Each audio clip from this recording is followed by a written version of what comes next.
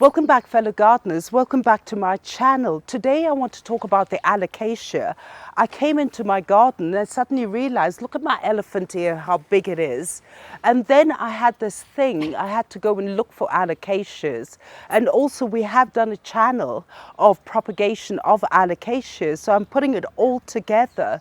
So welcome back. My name is Alice. I'm the Red Soil Gardener. Let's learn about the Alocasia, how to look after it.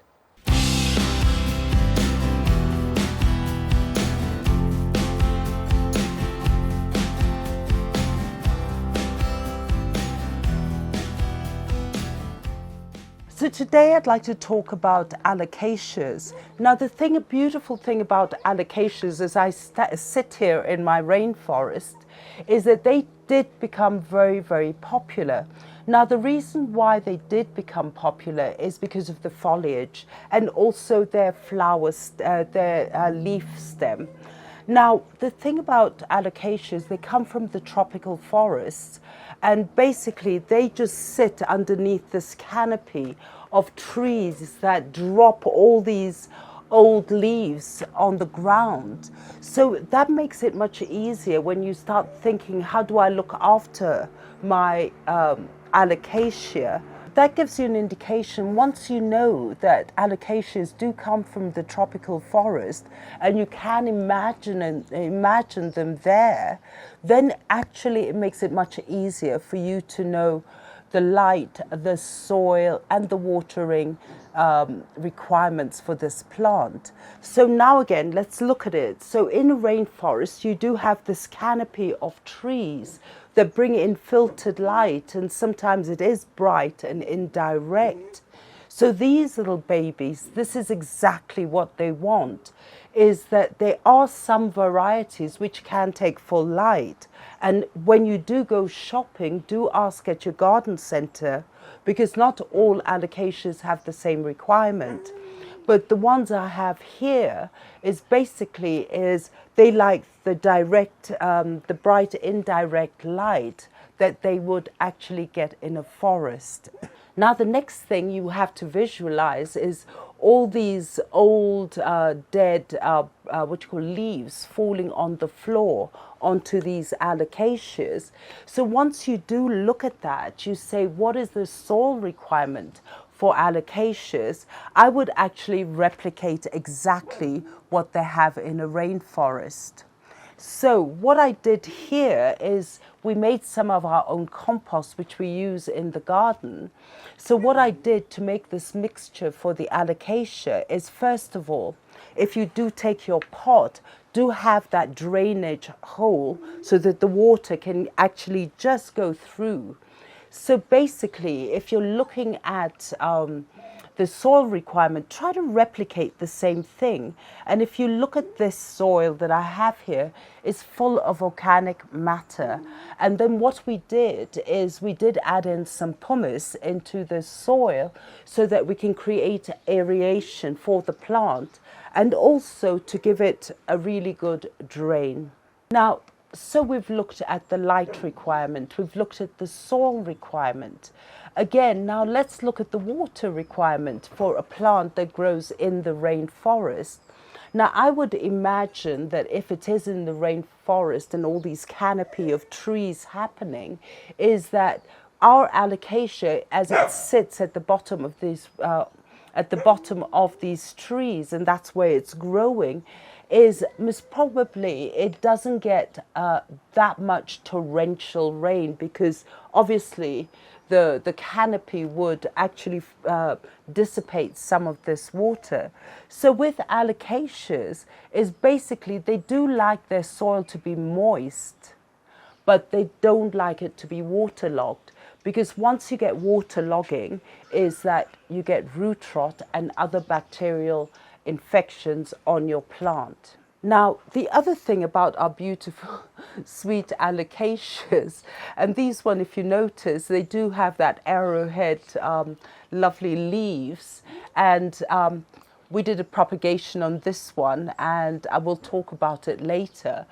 But the thing about alocasias, again, in this humid tropical setting in the rainforest, is that they do want to have some sort of humidity. Let's take a winter situation. You have it as an indoor plant and you've got the heating happening and it gets very dry. Your alocasia will suffer. Now, what you normally do is you could get a pebble tray, or you could, you could get a pebble tray. Now, pebble tray is basically a tray that you do have pebbles on it, and you sort of fill it with water, and you take your plant and just set it on top of the stones. Now, the whole point of it is, as the air is getting, if you have heating in the room and the water starts evaporating, that will automatically cause humidity for your plant.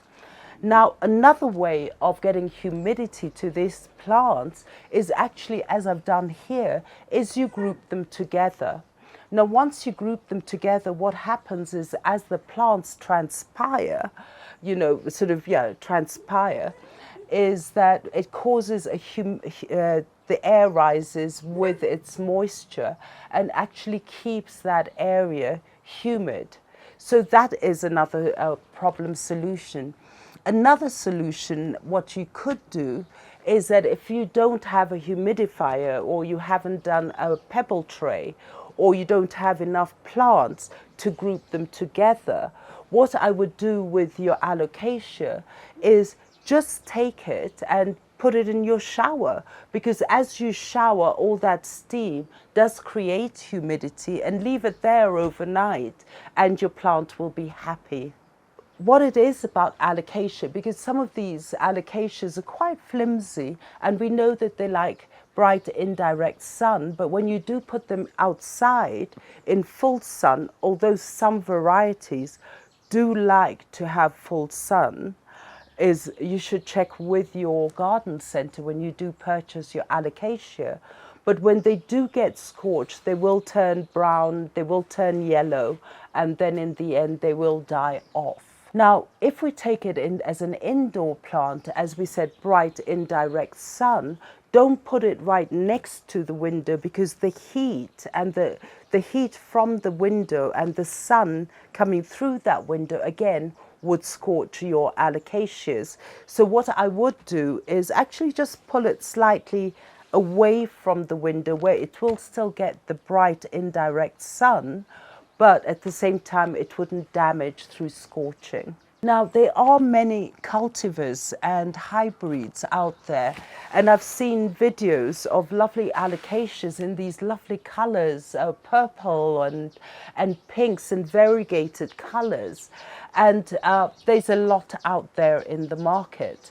Now, what happens is let's assume you do buy your alocasia and you would love to propagate it because you've fallen in love.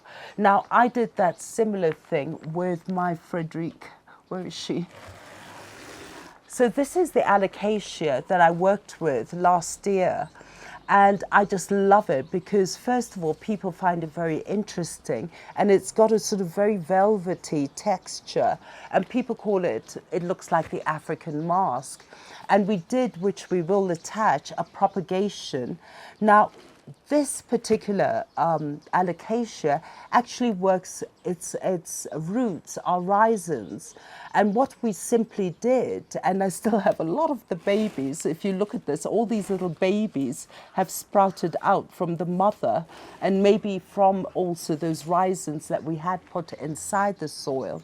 Now, what it is I simply took the rhizin and I chopped it, I divided it, and then placed it back into the soil, and hence my propagation. But certain other alocasias either have tubers or they have combs. And we did open up this particular plant and we did find a comb. But so if you do want to do a propagation, you can either use the tuber or the rhizin, but then you do get offsets that happen. For example, this particular Alocasia. Now this actually comes from its rhizome. And so again, you get another baby shoot. So if you wanted to propagate this, I would actually go in there, bring the plant out, and then separate this baby offset and then replant it in a separate pot. Now, the thing about alocasia is they do flower, but their flowers are not very significant. And usually you will find a time when your plant does flower, what happens is the plant actually, the leaves actually sacrifice itself for this beautiful flower.